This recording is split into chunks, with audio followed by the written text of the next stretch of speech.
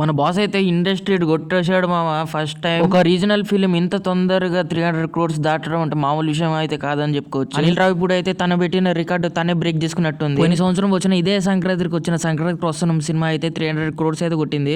కాకపోతే అది 2 weeks లో కొట్టింది. కాకపోతే ఈ సినిమా అయితే 1 week లోనే కొట్టిందని చెప్పుకోవచ్చు. ముందు ఇలాంటి రేర్ రికార్డ్స్ ఒక రాజమౌళికే ఉండేటి. తను పెట్టిన రికార్డ్స్ తనే కొట్టుకునేటట్టుగా ఆ ఖాతాలోకి అయితే అనిల్ రావిపూడి వచ్చాడు అని చెప్పుకోవచ్చు. అనిల్ రావిపూడి తీసిన 9 సినిమాలు 9 ఇట్లానే చెప్పుకోవచ్చు. అసలు సినిమా ఇటు కావడానికి కారణం ఏంటంటే బాస్ టైమింగ్ అనే చెప్పుకోవచ్చు. అసలు కామెడీ అయితే వదలడు.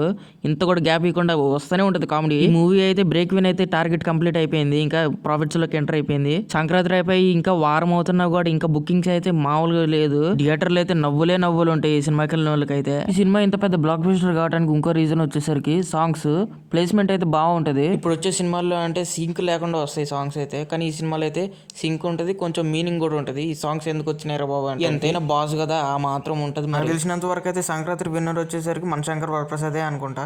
మరి మీరేమంటారో కామెంట్ చేసి చెప్పండి. Thank you for watching. A content మీద వీడియో చేయాలో కామెంట్ చేసి చెప్పండి.